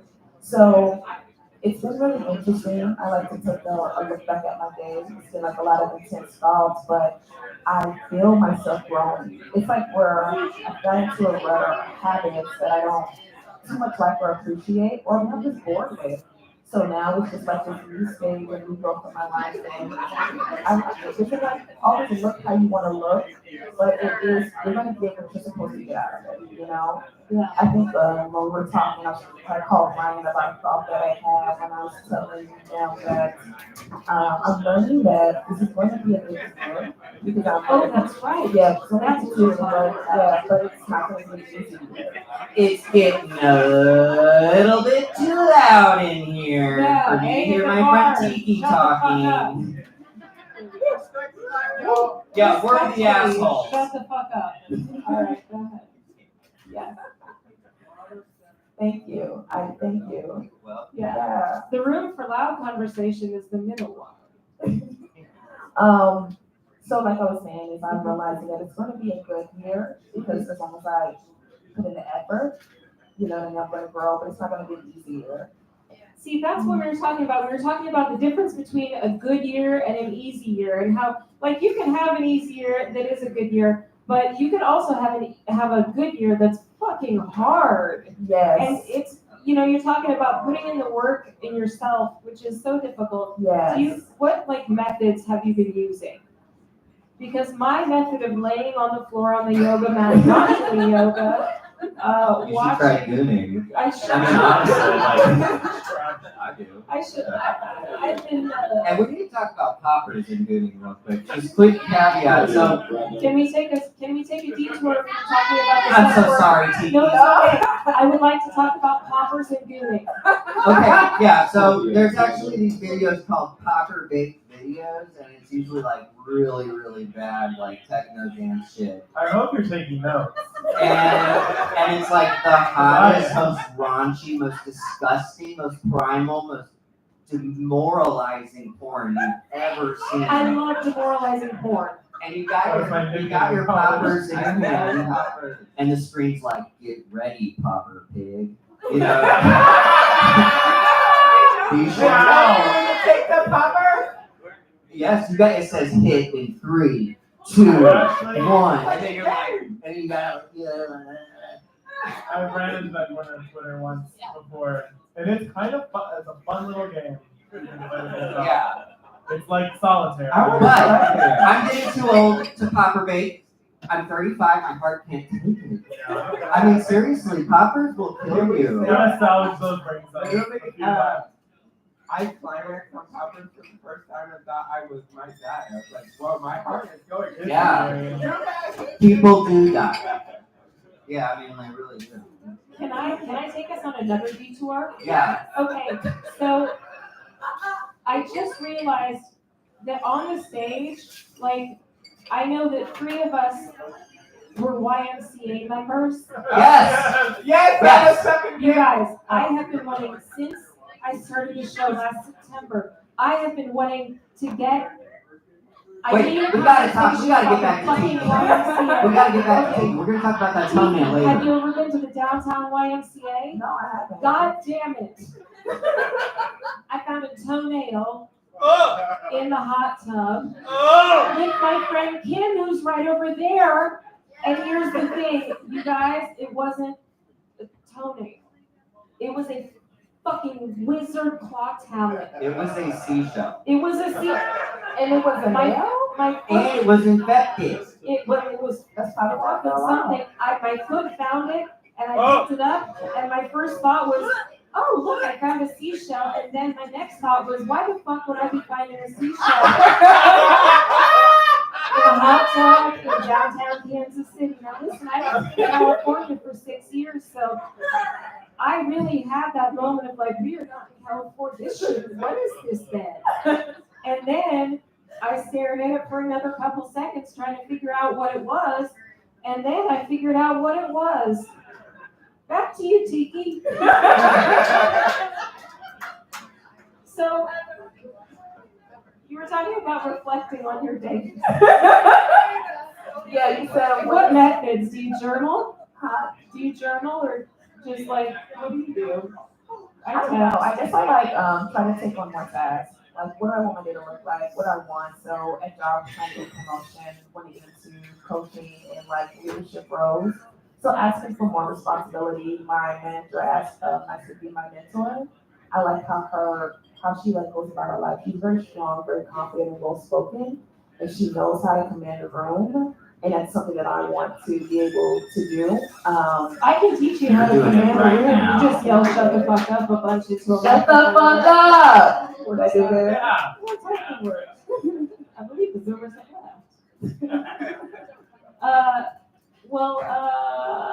Listen. And I Yes. just so after hearing you say that about, you know, like all this personal self-development you've been doing, especially in the working I met Tiki when we were serving at the corner restaurant. Almost 10 years ago. And we were dating losers.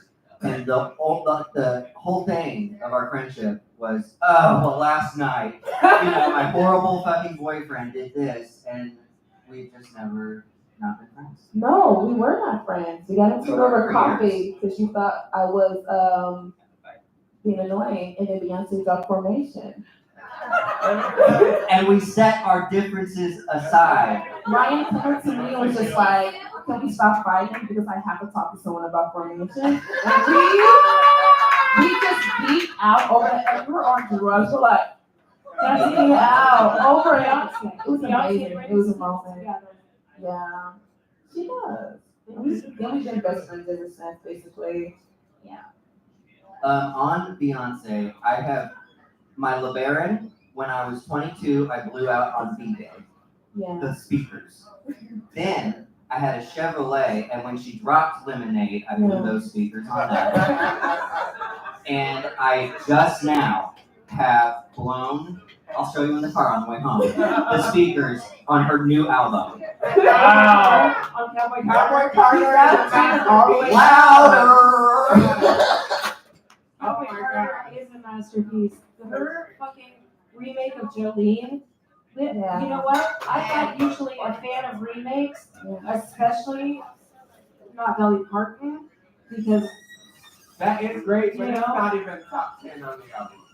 I know it's a great album, but I love the way she redid it because she evolved it.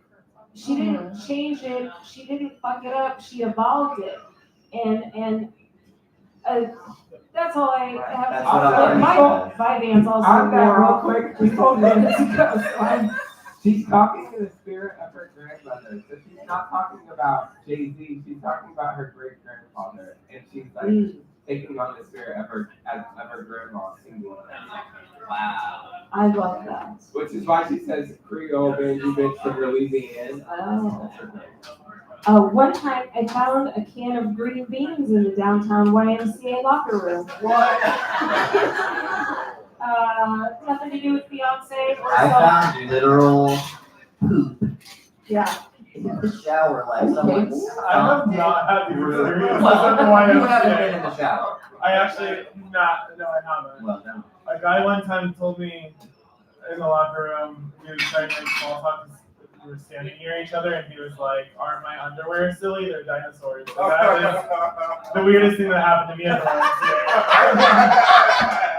the YMCA was too boring, so I took my talents to this, where they were more appreciated. Yeah, the sauna is co-ed at the YMCA. Yeah, lame. The sauna is Lame. There's nowhere to cruise in Kansas. That's Right. Best place to You can cruise at Cult KC. This is a very cruisable spot, I think. Big round of applause for cruising. Yeah. We're all some sort of fun. Oh, Is that- the DJ kit. You gotta drop a beat now. The mixing board. What are we gonna do now? Listen, I appreciate you coming on. I love the conversation. I look forward to having more conversations and taking more walks with you in the future. Maybe you guys wanna eat some mushrooms in the woods with us this weekend. We're gonna have a Cult JC field trip to the woods to eat mushrooms in the woods. Coach us. We're gonna bring the lovely people, kids, with us too, and everyone's gonna just be real happy. Hell yeah. Thank you guys very much for coming on. Please, thank you, Mr. Cassie, for your thank you t-shirts. I appreciate it. And yes. And all right, you guys, we are down to our final guest of the night. Our final guest of the night is a recurring guest. They've been on the show numerous times. They've been a crowd favorite. Let's go. We're gonna have Say you. late night drug talk with Erica. Please Yeah. welcome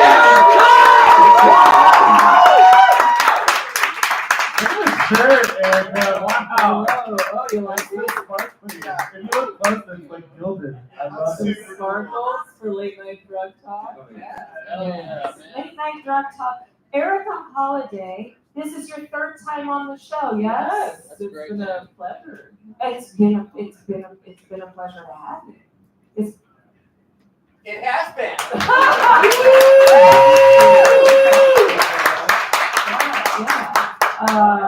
So, in keeping with the theme, please tell us who you are and what you do. Yeah, so my name's Erica. I'm a harm reductionist. I do substance use recovery. That's two. Someone take that from him. You're not responsible. I do substance use recovery. But yeah, I currently am working in Wyandotte County, but if you need help, please just come to me out here with me. Can you put in lay terms, substance use recovery and harm reduction? Sure. What are we talking about there? Yeah, so harm reduction means you meet people where they're at. Recovery doesn't mean sobriety. It means figuring out where you feel successful, where you can get your life back, right? Because often addiction means it's something that takes over your life, takes over your day-to-day and your ability to function. So it's, you know, if you're drinking a 12-pack of beer a day and you want to get down to 6 and that helps, great. If you're smoking meth and you want to get down to smoking cigarettes, great. If it means being totally sober, then great. We figure out where you are at and helping you reach those goals. We don't judge, you know, if you're still using great, it doesn't make you a bad person. Yeah. So just.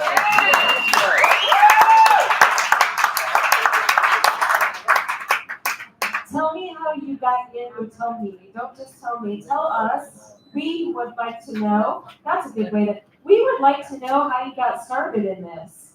Sure. So when I was in college, I studied sexual health, and I thought I wanted to go into sexual health, and then I joined AmeriCorps and asked to be placed in a space where you could work on sexual health. And in healthcare, if you want to work in sexual health, you work in HIV, which is kind of an equal. Yeah, hell yeah. So I got placed at an HIV clinic where they had a syringe exchange.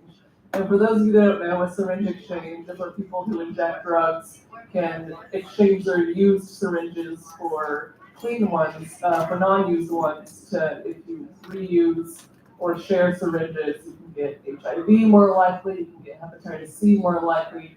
So by using a new syringe every time, it's better for your health, it decreases your risk. So I spent a year talking to people who were consistently on meth, heroin, and fentanyl. I learned their stories, I learned their lives, and I learned that no one was really advocating for them. No one was trying to advance their services or advance their rights. And it made me mad, because these people were like very cool, and also it's kind of heartbreaking to see a whole population that no one cares about. So I kind of dedicated my career to advancing those efforts.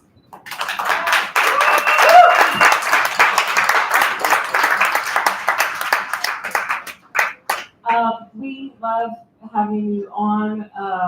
Generally, we do Q&A. We let people ask questions. Oh, you have to share something. Ryan's coming back to the stage. All right. I'm sorry. I've already been That's on. okay. You can stay in that chair. We Okay. ask. So in my last job, I was working in an HIV clinic, and so I dealt with a lot of people who use drugs. Yeah. Meth especially. Yeah. I mean, like, it's like the main vehicle for HIV. Anyway, so I asked this guy. I was in a needle exchange at KC Care, and he was working it. And I asked him. I was like, "Is it true that meth can't metabolize and break down in our bodies, and that's why we pick it? They pick at their face, and that's why they have sores." He's like, "No." I had been lied to at some point, and I had believed this my whole life. And so this is all to say, this is how I came to find out this information. It's a fascinating fact about meth and gay sex and gay culture. He says, well, no, that's impossible because it actually is, our body is so efficient at filtering meth that it actually can be peed out and be potent. And so there was the sexual act of meth parties. You can get higher for less cost if you just do the meth and then piss in someone's ass and then they get high. I mean, it's like just like how you can touch someone overdosing on fentanyl and like die. Is that not true? It's not super true. This is why we're having these conversations. But the reality is that there's a lot of myths around. I mean, you're bringing up a good point. There's a lot of myths around drug use, and some of it's true, some of it's not, and when it's not, it's usually related to stigma. It's related to making people who do not use drugs find fear and judgment towards people who do use drugs, and then want to stay away from them because they're afraid they're going to get their drug situation, and that's not, always true. And so to say, so you cannot overdose from touching somebody who's overdosing from fentanyl. Fentanyl does not spread through sweat or saliva. I do a lot of Narcan trainings where part of the response is CPR if you're trained, and people, especially first responders, if it's not true, I like to say we don't want to do that, so we don't want to overdose. We're not going to overdose from mouth to So mouth. there is this idea out there that's proliferated, yes. and people believe this. And I will say, there are fentanyl patches. Fentanyl can enter into the skin dermally, but it's through a very specific patch given by a very specific medical professional. Not by being like, hey, you overdosing right now? Let me just, that's not how it works. But yeah. This is why I love having you on, because you debunk the myths and the rumors. Yes. And we have to know. So I would love, if you want, if you don't have to go, you can stay if you want. Yeah. I just wanted to share that story because it's fascinating. It's like, what? First off, at this point in the show, generally we've got a quarter of this. So I just want to take a second and thank you all for staying. This is such a great show. You guys are absolutely amazing. So I wanted to can we do a Q&A? Can we also do a demo? Because you brought with you. I brought some stuff. Yeah. So what do you think we should do first? Q&A and then demo? Let's do a few questions. Yeah, I think some questions. How about 3 questions and then we'll do a demo? Yeah. Let me start with a pre-question. Yeah. I heard that let's say you have a fat pussy and you rub fentanyl on it, I heard it turns into one of those blossom-like flower pussies. Is that true? Where'd you hear that? Where'd I hear that? From my cousin. I do want to stress that I don't have all the answers, and so in the way that I haven't heard that one before. However, I'll try it. I will say, a better question is flower pussy. Can we go into detail in the way of, is a flower pussy dangerous, or is it just a result of a? No, it's not a Venus flytrap pussy. Because, I work in the way to prevent harm, right? So right here we're putting fentanyl in a pussy and it creates a flower. Not in a pussy, on a pussy. On a pussy. I'm sorry, you're right. Fentanyl A general skin to skin on, upper layer. Depuffies the fat pussy, it depuffies it and makes it one of those flower-like blossom pussies So it's a that good- people write poetry about. Yeah. Petals is the word I was looking for. I haven't heard this before, and I'm disappointed. Because I'm we gonna talk do to you that. more. But okay, I'm sorry. if it's not causing harm, then it's not causing harm. Then do whatever you want. That's the way I work. All right, everybody, you heard it here first. But just stay with fentanyl, as fentanyl does Fentanyl. cause harm in Just general. accept So it. don't It's risk a beautiful it. thing it is. That's what they're in right now. Flower pussies are Fentanyl. but fentanyl's out. I want to stress fentanyl. Not cool, out. not trendy. Fat Don't pussy? stick it up your ass. Yeah. All that. Fentanyl is so 2021. Yeah. So, man, Fat pussy we're in 2-4. forever. 2026. Yeah, man. The future is fat pussy. All right, so let's take a few questions. We'll take 3 questions. Who has a question for Erica? It doesn't have to be about fentanyl. It can be about anything. Yes. I don't want to waste the question because it's just There's a no meeting. wasting of a I just want to know about the tattoo. It looks like it has a cone on its head. You're asking No, about a this is not tattoo. this is You not can a ask drug about a testing. tattoo after the show. Okay. I love the pony. I love the Take pony. that microphone and find people with some good questions. Penny's Do we gonna have come around. questions? Who has a question? Who has a question? Anyway. If you guys don't come up with some questions, You don't that's have we'll to just have go a into a question, demo, but- or I'll ask more questions about fentanyl and fat pussy. Are we ready for the demo? Or do we have questions? All right, let's go. Yeah. Jump in with Hello. questions later. So I don't know if I have an exact demo, but I do want to just have a plug about Narcan. I brought free Narcan for anyone who wants some. I'm sitting in the Free back of the Narcan? booth. But I want just to plug, if you ever hear the term Narcan, if you ever hear the term naloxone, it's the exact same thing. Narcan is the name brand of this nasal spray, so it's just big pharma. That's what Narcan is. Naloxone, it is a boo, but do go and get Narcan if you can get it. Naloxone is the name of the drug, so I just want to make it clear it's the exact same thing. There's also a new thing called Revive. That's like the harm reduction nonprofit version of naloxone. So if you hear Revive, Narcan, naloxone, all the same thing. Okay. And its sole purpose is to reverse an overdose. So what an opioid overdose is it stops someone from breathing. It means somebody has taken too much of an opioid or it's too strong of an opioid for their body can handle. When somebody takes too much or too strong, it stops them from breathing. When somebody overdoses from an opioid, it means that their brain isn't telling their body to breathe anymore, and that's how they die. That's how a death from an overdose occurs. The sole purpose of naloxone is it allows someone to breathe again without getting too much into the science. So if you ever come in contact with this nasal spray, which again, come get it from me in the back if you would like it, all you do is stick it up the nose, you press the little plunger, and that's it. There's one dose per nasal spray, so do not press the plunger until it's in the nose. We don't need to COVID test it up the nose, just a simple insertion press is good. There's 2 doses per box. I just have the single tonight. But again, this is just 1 dose, so do not press this unless it's in the nose. Yeah, you have a question? Storage of them, I was gonna take one and put it in my car, is that okay, or? That's a good question. So it needs to be kept in a cool, dry place. So it's getting warmer out. So I wouldn't suggest keeping it in a car. If you got a purse, keep it, that goes in and outside your house. Fanny pack or pocket. It's a little inconvenient to take, in and out, but it doesn't do great in cold or warm temperature. I will say, if you forget about it overnight and it gets really cold or really hot, it's okay. It might still work, or it'll probably still work in this weaker. Just best practice, a cool, dry place. This lasts about 3 years, so keep that in mind. There's something else I was going to say. I don't know. You can't overdose on it. You can't literally, all it does is it allows someone to breathe require again. 2 doses if they're fucked. So with fentanyl is a very strong drug. That's Most so people, scary. it is a strong situation. It is. So, sometimes it takes 1 dose. That's what I was going to say.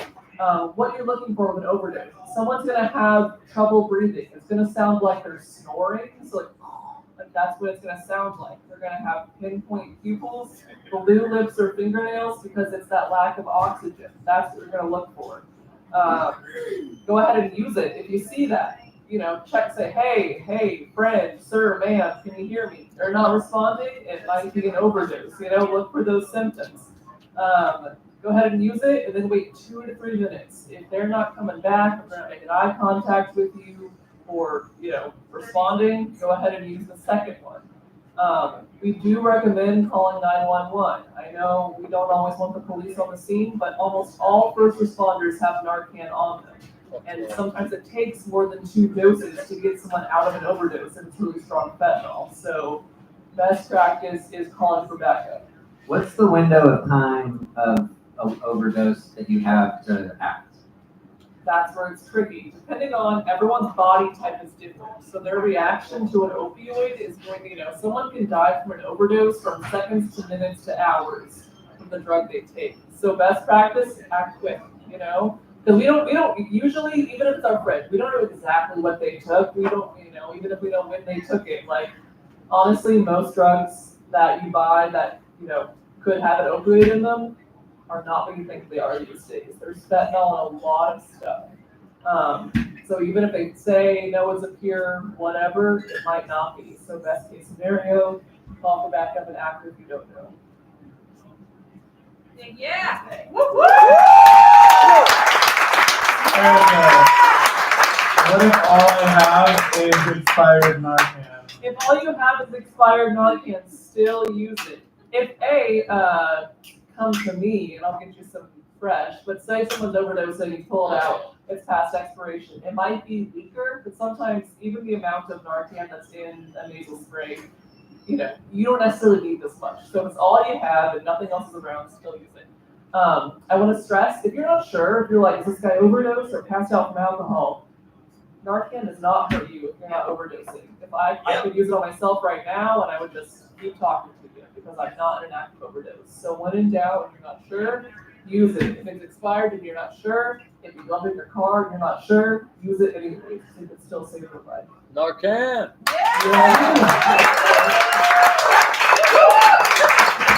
Narcan, not Narcan. Right? I should be in marketing. Maybe I write some ads. And tell us about test strips. Yeah, so I worked in Kansas last year. Fentanyl test strips got legalized in Kansas. It's exciting. It should have been done 15 years ago, but whatever. So you can get an abortion and test your drugs. Oh, Kansas is wild right now. Hold my tongue. So there are fentanyl test strips. If you are someone who might use a substance or drug and you're not sure if there's fentanyl in it, unfortunately I didn't bring any today, but the Wyandotte County Health Department, for example, in Strawberry Hill, does have free fentanyl test strips. You take a tiny bit of the drug you might want to use and put a little water on that. It's kind of like a COVID test. One line or two will tell you yes, there's fentanyl, or no, there's fentanyl in the substance. I'll say it's not perfect because the way drug dealers will especially pack pills, they're mixing up a bunch of stuff. They're putting some powder in. The powder you might take for the test might not be the part that has fentanyl in it. They're not exactly measuring or making it a full mix. But the fact that we can measure these drugs or test these drugs on our own is really cool and important. So if you know somebody or you yourself might be at risk of fentanyl in your drug, it's better to test it just to be sure. So those are legal in Kansas. Don't know if they're legal in Missouri, but there's plenty of places you can get them regardless. So yeah, they're really easy. They might be at risk. I recommend utilizing them. Test strips, Narcan. Take care of yourself and your friends.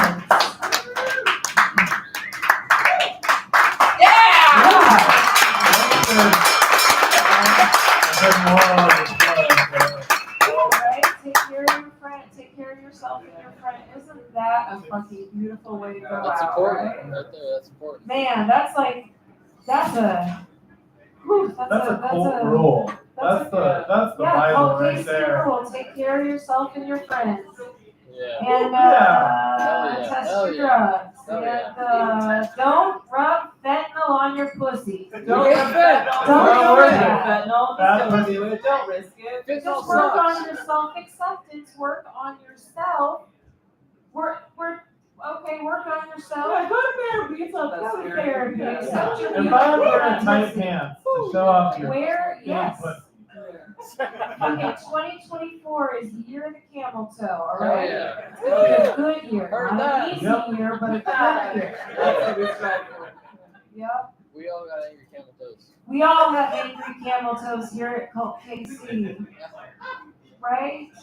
Yep. Yeah. All right. Yep. Well, listen, thank you so much, Eric. I got 3 Narcan in the back. 3 Narcan. That's what you get with Cult KC. You get free Narcan, you get a free Cult KC t-shirt. After we're done, you can come up and get your free Cult KC t-shirt. I love that you guys come out to the show. Our next show is May 29th. Hey, That's my birthday. that's your birthday? Happy birthday! Oh, shit. That's like this. You guys, will you do me a favor? Will you get on Instagram right now and follow @Cult KC? It's CULTKC. Cult KC. Follow Cult KC. I'm gonna post in the next few days, probably tomorrow. I'll post all the dates that we have upcoming because we have just booked the rest of the dates to fill a full year of Cult KC. Wow! Yeah, we just got all Let's of our go! September right here at the ship. Big round of applause for the ship. The ship! Yes, the Thank ship. you, bartender. Thank you. Thank you. Shelby, Thank you. Kelly, and Seth. Thank you, Eric. Thank you, Naomi and Billy in the back, and Naomi. Billy and Bobby, Billy. Billy and Bobby. Big thank you to Cassie Duncan, to Jay, to Patty, to Tony Sloan. Nice to know. And you know what? Thanks to all of our guests we had, Kadesh Flo, Kevin Coleman. We had Molly Talbot, we had Jen Thompson Clark with lovely people. We had Tiki McClellan, we had Erica Holiday, and we had you. Big round of applause. Thank you so much for coming out. Does anybody have any questions before we break? I know. We're gonna go. All right, well, we're gonna go smoke a joint on the patio. Thank you guys for being here. Catch you for the t-shirts. And we'll see you guys May 29th right here back at the ship, 9 p.m. I believe we get our porn star back next month. Yeah, ask the porn star, May 29th. Thank you guys, and good night. Good job. Thank you so much. Where do you get that shirt? That is really fire. Thank you. You're very welcome. We need a theme song. We Really? need a song. So it's like I love that it's a button down. It's like flowy, you know? It's hard to find clothes for like a broad.